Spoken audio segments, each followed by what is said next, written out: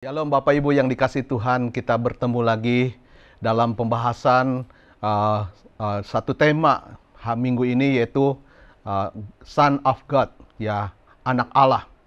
Kita sering menyanyi anak Allah, Yesus namanya, menyembuhkan, menyucikan. Tapi ada banyak orang, Bapak Ibu yang dikasih Tuhan, ya, yang belum terlalu memahami pengertian Yesus sebagai anak Allah ini. Ya, sebagian orang, apalagi orang-orang yang non-Kristen berkata, masa Allah itu beranak? Ada Allah Bapa, ada Allah Anak juga, ya. Siapa ibunya? Lalu juga ada pernyataan, kalau Allah beranak, siapa bidannya? Nah, Bapak Ibu, Saudara yang dikasih Tuhan, pernyataan Yesus sebagai anak Allah itu merupakan bagian dari iman Kristen, ya, yang seringkali mendapatkan tantangan dari banyak pihak. Bahkan juga ada pendapat yang sangat keras, ekstrim, mengkritik kekristenan, ya, menyatakan masa Allah itu dalam pengertian secara biologis, Allah itu beranak, berarti Allah menikah dong. Nah, bagaimana pemahaman kita tentang Yesus sebagai anak Allah yang benar di hadapan Tuhan? Kita mau belajar hari ini tentang tema yang sangat penting mengenai Yesus sebagai anak Allah. Saya akan membacakan Yohanes pasal yang pertama, ayat 1 sampai dengan ayat yang ketiga dan ayat yang ke-14. Yohanes 1 ayat pasal 1 ayat 1 sampai dengan ayat yang ketiga dan ayat yang ke-14, demikian bunyinya. Pada mulanya adalah firman. Firman itu bersama-sama dengan Allah, dan firman itu adalah Allah. Ia pada mulanya bersama-sama dengan Allah. Segala sesuatu dijadikan oleh Dia, dan tanpa Dia tidak ada suatu pun yang telah jadi dari segala yang telah dijadikan. Ayat 14. Firman itu telah menjadi manusia dan diam di antara kita, dan kita telah melihat kemuliaannya, yaitu kemuliaan yang diberikan kepadanya sebagai anak tunggal Bapa atau anak Allah yang penuh kasih karunia dan kebenaran. Bapak Ibu yang dikasih Tuhan, dikatakan pada mulanya adalah firman. Firman itu bersama-sama dengan Allah, dan firman itu adalah Allah. Ia pada mulanya bersama-sama dengan Allah. Segala sesuatu dijadikan oleh Dia. Tanpa Dia tidak ada sesuatu yang jadi saat ini, yang ada di bumi ini. Dan firman itu dikatakan telah menjadi manusia. Siapa firman ini? Firman ini adalah Yesus Kristus. Setiap Natal kita memperingati hari kelahirannya. Allah menjelma menjadi manusia. Dia lahir ke dalam dunia ini.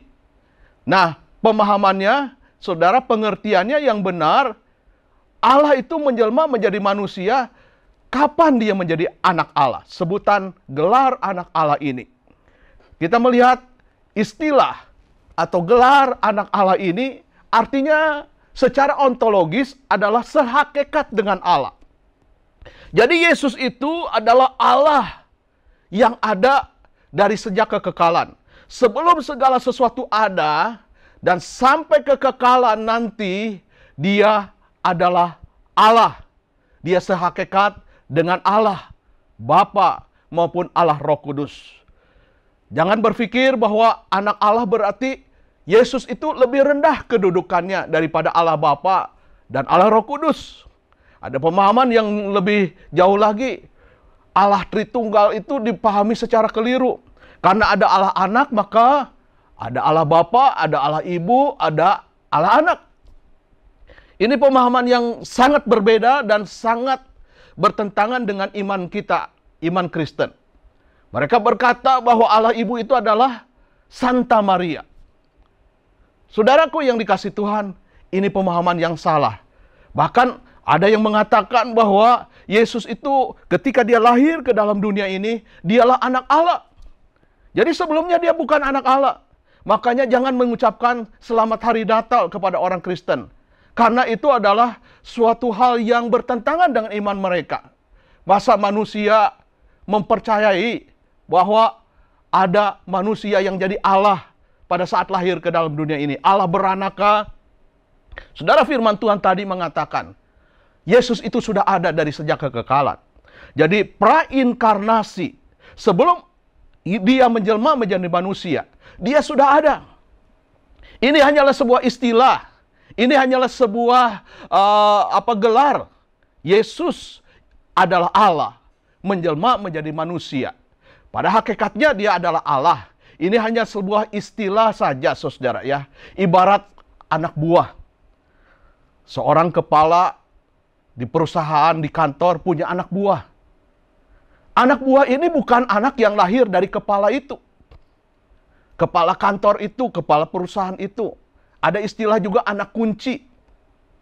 Anak kunci itu bukanlah kunci melahirkan anak kunci. Ada juga istilah anak gawang. Gawang tidak pernah melahirkan seorang anak namanya kiper, manusia. Kita juga mungkin pernah mendengar istilah putra daerah atau putri daerah. Ya, daerah tidak pernah melahirkan putra atau putrinya, itu hanya istilah. Daerah menikah dengan daerah mana bisa melahirkan anak? Ya, itu hanya istilah. Anak kunci, anak buah, anak bawang juga ya. Saya lagi kecil dulu, badan saya kecil sekali. Jadi saya sering kali main dengan anak-anak yang besar. Saya sering dianggap anak bawang. Padahal saya lahir dari mama saya manusia, bukan dari bawang. Itu hanya istilah saja. Jadi Yesus datang ke dalam dunia ini bukan karena hasil hubungan pernikahan. Bukan karena hasil sebuah hubungan seks. Yesus adalah Allah yang menjadi manusia. Dia bukan lahir pada saat datang ke dalam dunia ini. Sebab dia sudah ada sebelum dunia ini ada. Yesus sudah lahir, sudah ada sebelum dia lahir. Dia ada dari kekekalan sebelum segala sesuatu ini ada. Di dalam dunia ini. Bahkan segala sesuatu dikatakan diciptakan oleh dia. Jadi bukan anak Allah dalam konteks hubungan antara anak dan ayah ya. Bukan juga karena pernikahan. Maka Yesus disebut anak Allah ya. Seperti di dalam kisah mitologi Yunani. Ada seorang dewa namanya Zeus yang menikahi manusia. Maka lahirlah Perseus atau juga Hercules, bahkan juga Alexander, ya, Alexander Agung diceritakan seolah-olah adalah anak dari dewa Zeus yang dengan istilah juga Son of God, ya. Bapak Ibu yang dikasihi Tuhan, Yesus sudah ada sebelum dia lahir ke dalam dunia ini. Dia menjelma menjadi manusia untuk menyelamatkan kita. Jadi istilah daripada anak Allah adalah istilah tentang Yesus itu sehakikat dengan Allah. Namun dia lahir ke dalam dunia ini, menjelma menjadi manusia, menjadi anak manusia. Dia lahir ke dalam dunia, tapi dia sekalipun manusia 100%, dia juga adalah Allah 100%. Ya, pengakuan tentang Yesus anak Allah ini juga diakui oleh Allah Bapa, oleh Yesus sendiri, oleh setan, bahkan juga oleh manusia, yaitu murid-muridnya, ya, para pengikut Yesus. Kita mau lihat yang pertama, pengakuan Allah Bapa, ya. Allah Bapa di dalam Matius pasal yang ketiga ayat yang ke-17, ya, dikatakan demikian. Sesudah Yesus dibaptis, Yesus segera keluar dari air, dan pada waktu itu juga langit terbuka, dan ia melihat Roh Allah seperti burung merpati turun ke atasnya. Lalu terdengarlah suara dari surga yang mengatakan, inilah anakku yang kukasihi, kepadanya lah aku berkenan.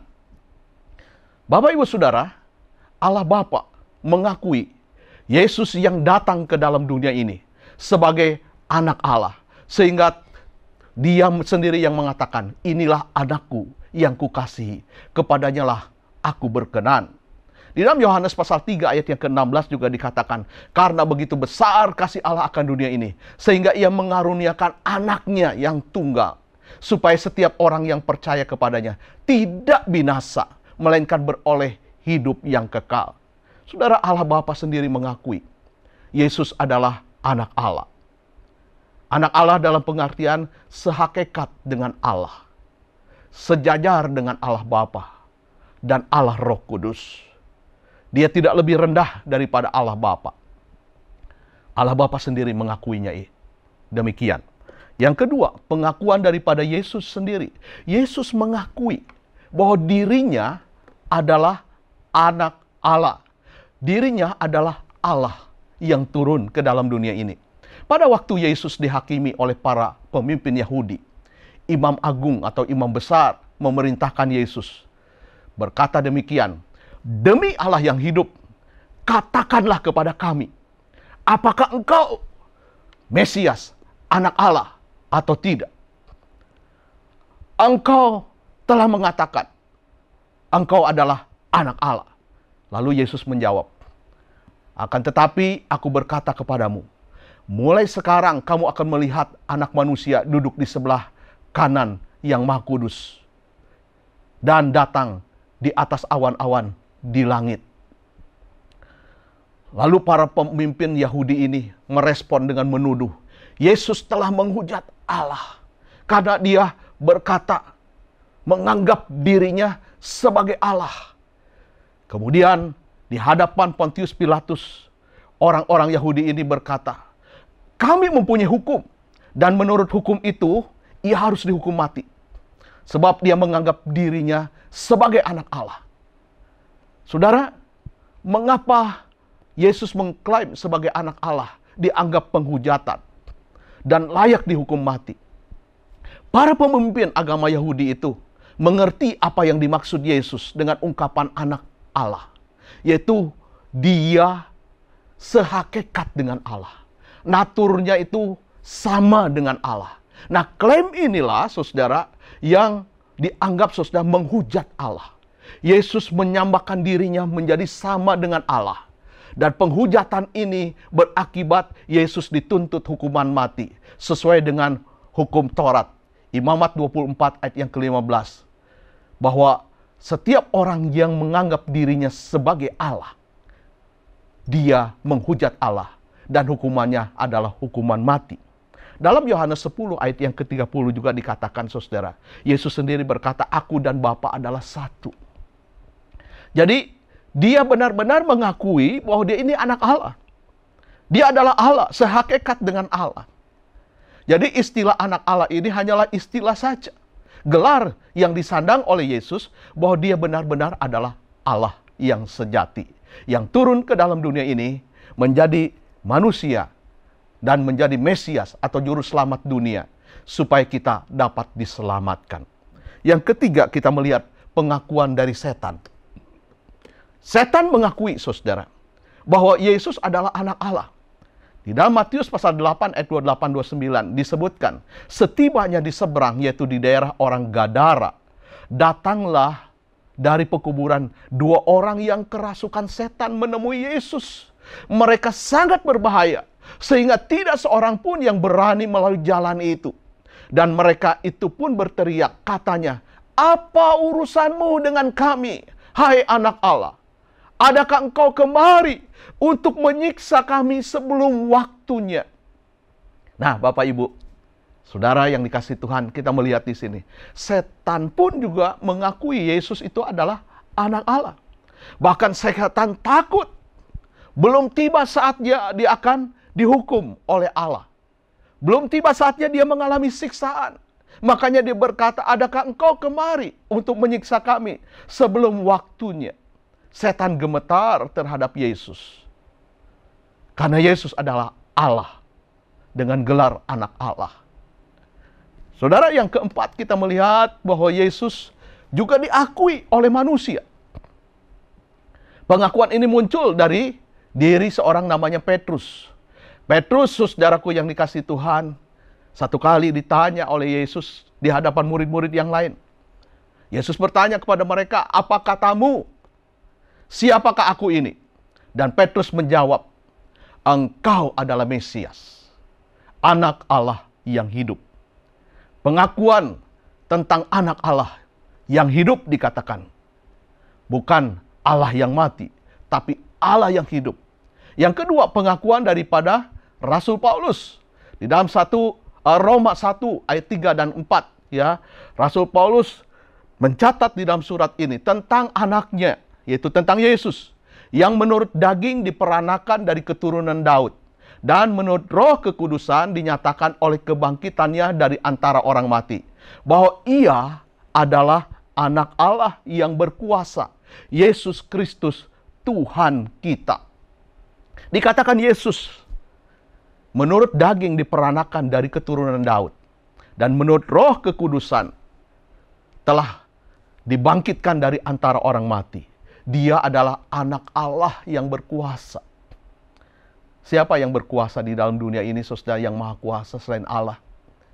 Dan dikatakan dengan jelas, dituliskan di sini, Yesus Kristus Tuhan. Saudara, bukan nama lain. Anak Allah ini hanya satu, saudara, ya. Makanya dipakai huruf A-nya besar. Ya, Anak Allah. Ya, saudara, tidak ada yang lain. Hanya Yesus, ditujukan kepada Yesus. Secara ontologi, jelas sekali bahwa Yesus ini diberi gelar Anak Allah karena dia memiliki hakikat sebagai Allah. Rasul Paulus berkata, saudara, bahwa di dalam Kristus berdiam secara jasmania seluruh kepenuhan kealahan. Kristus menjadi manusia supaya manusia dalam batas-batas tertentu dapat memperoleh pengertian tentang Allah yang tidak terbatas. Untuk itulah dia datang ke dalam dunia ini. Karena kita terbatas, saudara, ya. Sedangkan Allah itu maha tidak terbatas. Makanya, saudara, di dalam diri Yesus yang sepenuhnya adalah Allah, kita dibawa untuk mengerti tentang Allah yang tidak terbatas. Alasan lainnya, Rasul Paulus, saudara, mengatakan mengapa Allah mau menjadi manusia, yaitu untuk menjembatani jurang pemisah antara Allah dan manusia. Seandainya Yesus hanyalah seorang manusia dan makhluk ciptaan sama seperti kita, maka jurang pemisah antara Allah dan manusia kita, antara yang tidak terbatas dengan yang terbatas, antara pencipta dengan yang diciptakan, antara yang kudus dengan yang tidak kudus, akan tetap ada. Oleh sebab itu, saudara, dia datang kepada kita. Dia datang ke dalam dunia ini supaya kita dapat mengenal Allah. Maka Allah turun ke dalam dunia ini. Tidak ada makhluk ciptaan yang dapat menjembatani jurang antara Allah dengan manusia.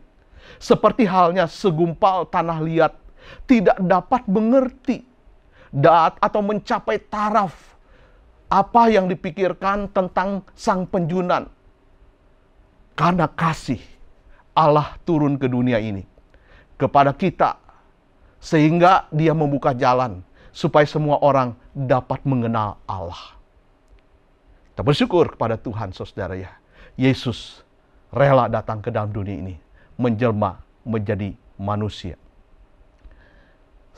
Kalau kita sudah belajar bagaimana Allah Bapa sendiri mengatakan Yesus itu adalah anak Allah. Yesus sendiri mengatakan dan menganggap dirinya, dia adalah Allah. Aku dan Bapa adalah satu, dia katakan. Setan pun juga mengakui Yesus adalah Allah, anak Allah, yang sekakekat dengan Allah sendiri.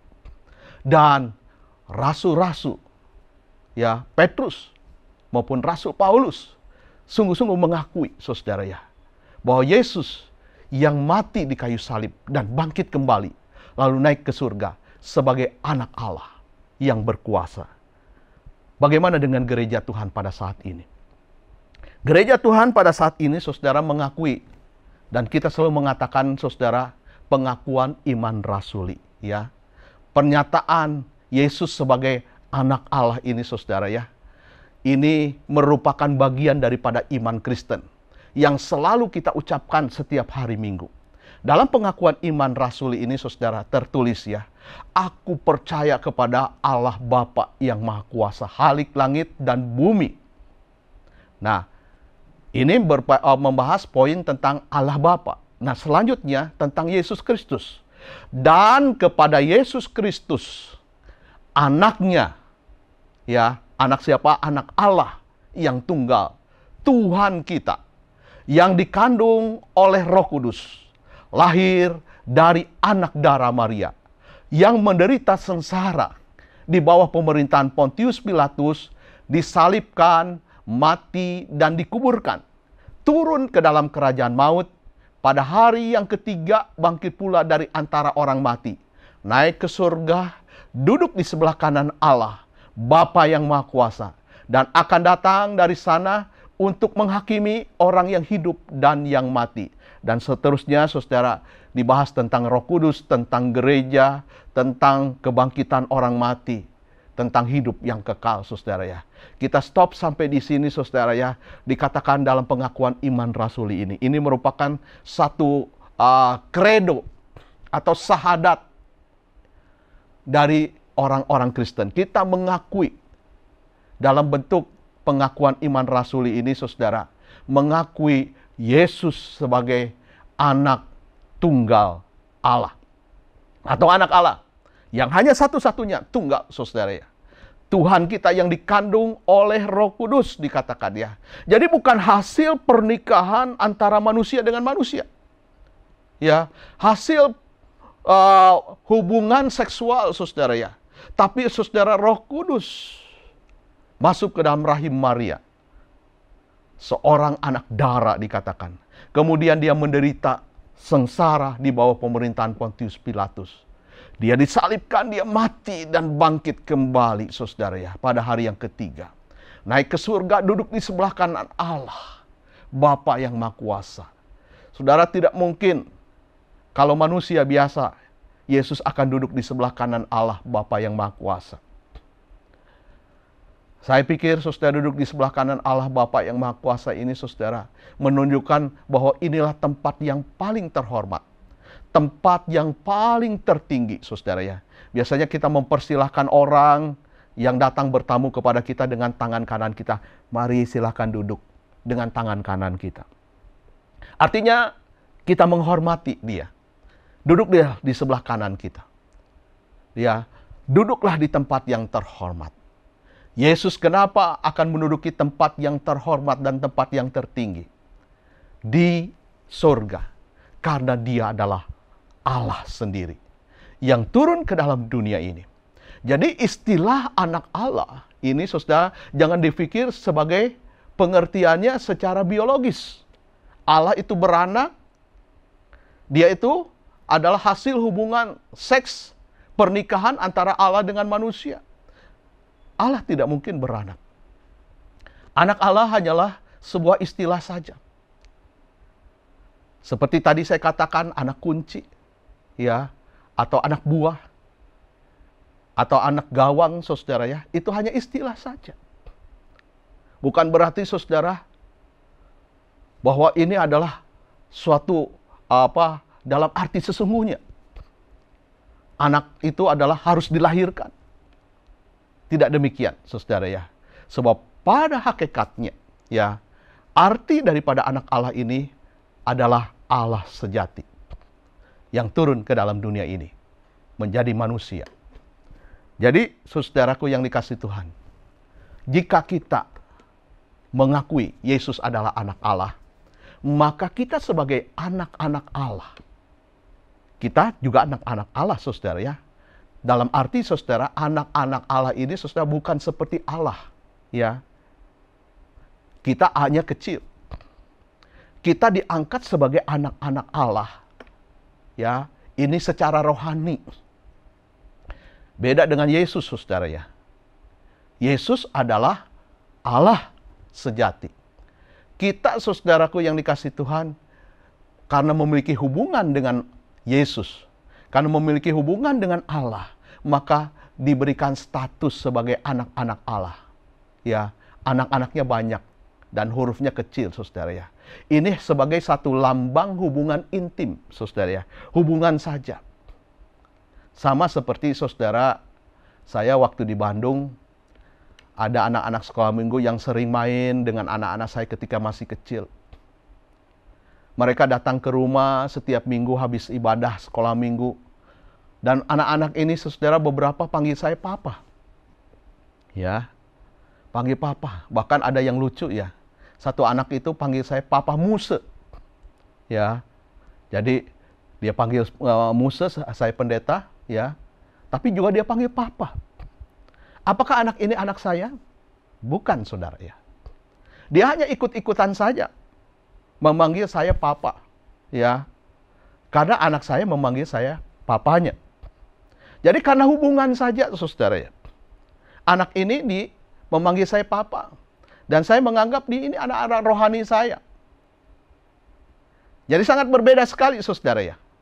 Istilah Yesus sebagai anak Allah dengan kita. Kita diangkat sebagai anak Allah karena kita punya hubungan, percaya kepada Yesus. Tapi kita tetap manusia yang diciptakan oleh Allah.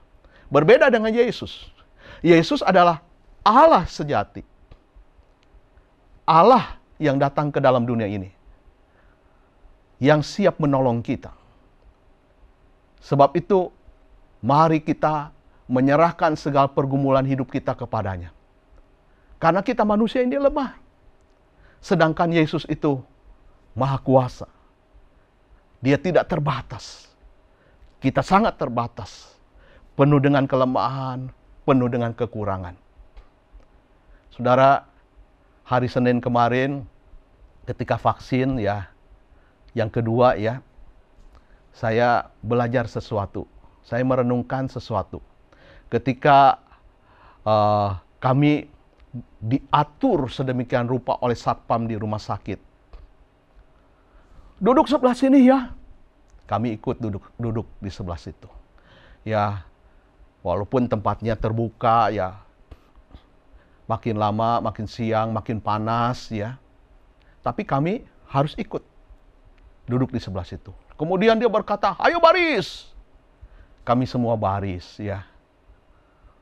Kemudian juga dia berkata, yang pemuka-pemuka agama pindah ke sebelah kanan saya. Kita semua pindah, saudara ya. Saya merasakan di sini, saudara. Rasanya kita nggak ada apa-apanya. Sebab kita harus melepaskan semua jabatan kita. Ya, pada saat itu. Dan kita harus patuh, tunduk kepada satpam ini. Ya, yang mengatur supaya vaksin bisa berjalan dengan baik. Kita lepaskan semua jabatan kita. Mungkin ada yang sebagai pemimpin di organisasi, ada yang sebagai pemimpin kepala kantor, karena pada saat itu bukan cuma pemuka agama, ada juga dari beberapa komponen lain, saudara ya, aparat sipil negara, ya, kemudian juga ada masyarakat lain, ya, lansia dan sebagainya, saudara ya. Cukup banyak saudara pada saat itu. Tapi kami semua harus patuh kepada satpam. Padahal kalau kita punya satpam di rumah kita, kita yang perintah-perintah dia. Kita yang suruh-suruh dia. Namun kita pada saat itu harus menurut perintahnya. Saudara, satu saat kita harus melepas semua jabatan kita. Kita menjadi kecil dan tidak ada apa-apanya. Karena memang kita ini kecil dan lemah, saudara ya. Bayangkan, saudara ya. Menghadapi virus corona saja. Kita kalah. Virus corona itu kecil. Sangat kecil. Bahkan nggak bisa dilihat oleh mata kita, saudara. Dengan kasat mata kita nggak bisa melihatnya. Namun, saudara, kita dikalahkan oleh makhluk yang kecil ini. Betapa lemahnya kita, saudara ya. Virus yang kecil ini, saudara, telah memakan korban begitu banyak. Orang menjadi sakit. Bahkan ada yang meninggal, saudara ya. Akibat virus corona ini. Saudara, melalui pandemi ini, saya belajar. Mari kita juga belajar. Bahwa kita ini lemah. Sekalipun kita adalah anak-anak Allah. Tapi dalam pengertian, saudara, kita tetap manusia biasa. Kita punya kekurangan, punya kelemahan, saudara ya. Tapi berbeda dengan Yesus, yang adalah anak Allah. Dia adalah Allah sejati. Dia, saudaraku yang dikasih Tuhan, berkuasa, bahkan maha kuasa. Dia tidak terbatas. Dia Allah yang sanggup mengampuni dosa. Dia sanggup mengusir setan. Dia sanggup meredakan angin ribut. Alam semesta pun juga tunduk kepadanya. Dia bisa menyembuhkan orang sakit. Dia bisa membawa orang ke surga. Inilah bukti keilahiannya. Mari kita datang kepada Dia. Kita sembah Dia. Kita bawa segala pergumulan kita kepadanya. Dia sanggup menolong kita. Jangan kita merasa diri kita kuat dan hebat. Buktinya, ketika kita menghadapi virus corona saja yang kecil, kita lemah. Kita lemah, kita nggak berdaya. Tapi kita bersyukur. Ya, kita yang percaya kepada Tuhan Yesus. Dia adalah anak Allah yang hidup. Kita menyanyikannya setiap kali, khususnya pada saat Paskah. Ya, kubur kosong membuktikan bahwa Dia hidup. Anak Allah Yesus namanya. Menyembuhkan, memulihkan. Dia sanggup menolong kita. Datanglah kepada Dia. Berjalanlah bersama dengan Dia. Dia akan selalu menggandeng kita, menopang kita. Dia berkuasa. Serahkan semua masalah kita kepada Tuhan. Kiranya Tuhan menolong kita. Buka hati kita. Mengertilah kebenaran firman Tuhan. Dan yang perlu kita lakukan adalah taat dan percaya. Ya, seperti ketika saya bersama-sama divaksin dengan yang lainnya. Kita harus taat dan percaya, satpam atur. Semuanya berjalan dengan lancar. Ya, begitu juga dengan anak Allah ini. Kita harus taat pada Dia dan percaya kepadanya. Mari kita berdoa. Tuhan, kami bersyukur kepadamu. Kami memiliki pemahaman yang jelas, ya Tuhan. Mohon kiranya Roh Kudus menerangi pikiran kami, hati kami lebih jauh lagi. Mengerti tentang Yesus sebagai anak Allah. Engkau adalah Allah sejati yang turun ke dalam dunia ini. Engkau siap menyertai kami. Engkau menolong kami, menyelamatkan kami dari dosa. Engkau juga yang sanggup membawa kami keluar dari setiap pergumulan kami dan mendapatkan kemenangan. Kami bawa setiap masalah hidup kami ke dalam tangan Tuhan. Bapak, Ibu, Saudara, saya berikan kesempatan kita boleh berdoa. Datang kepada anak Allah, Yesus yang hidup. Bawa setiap masalah kita. Kita lemah, tapi Dia kuat. Dia maha kuasa. Dia tidak terbatas. Serahkan pergumulanmu kepada Tuhan. Dia sanggup menolong kita. Silahkan berdoa secara pribadi di hadapan Tuhan. Saya berikan kesempatan. 1 menit kita boleh berdoa. Katakan pada Tuhan, bawa pergumulanmu, bawa kesusahanmu. Dia anak Allah. Allah yang turun ke dalam dunia ini. Dia merasakan apa yang kita rasakan. Dia pernah menderita, sengsara di bawah pemerintahan Pontius Pilatus. Bahkan Dia disalibkan untuk menyelamatkan dosa kita. Bawalah masalah kita kepada Tuhan. Bawa kepada Tuhan. Dan saya juga menantang saudara-saudara yang belum sungguh-sungguh mempercayai Yesus sebagai anak Allah, dalam pengertian Allah yang sejati. Dia juga juru selamat dunia. Saat ini, saya tantang Anda, jangan keraskan hatimu. Maukah Anda percaya kepada Yesus sebagai Tuhan dan juru selamat Anda? Inilah saatnya. Anda boleh percaya Dia. Dia yang memimpin hidupmu. Dia yang mengampuni dosamu. Dia juga yang menolong hidup kita sampai kita masuk ke dalam surga. Mari saudara, terimalah Yesus dalam hatimu. Katakan, Tuhan, aku mau percaya kepadamu. Engkaulah Mesias, artinya juru selamatku. Satu-satunya Allah di dalam hidupku. Mari Tuhan, masuklah di dalam hatiku.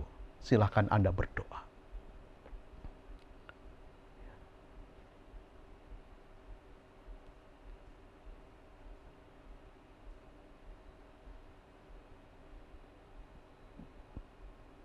Terima kasih Tuhan buat kebenaran firman-Mu.